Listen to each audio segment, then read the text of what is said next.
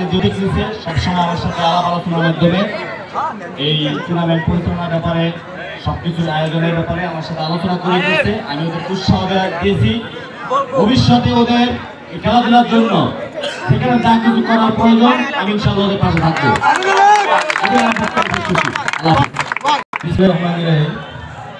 ধন্যবাদ সুরেশ্বর যুব সমাজকে, ধন্যবাদ মামাতো ভাই ইমাম আলীকে এত সুন্দর একটা ফাইনাল ম্যাচ আজকে সুরেশ্বর বাড়িতে সফল করার জন্য।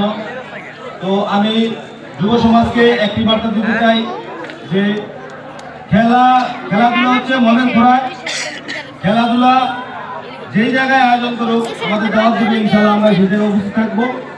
আজকে একটি টুর্নামেন্ট বিশৃঙ্খলা না ঘটিয়ে সুন্দর মতো আজকে ফাইনাল ম্যাচ অনুষ্ঠিত হয়েছে এবং সফলভাবে যারা বিজয়ী হয়েছেন তাদেরকে ধন্যবাদ এবং যারা জিততে পারে নাই তাদেরকে ধন্যবাদ। অসম্ভব সুন্দর খেলেছেন তারা।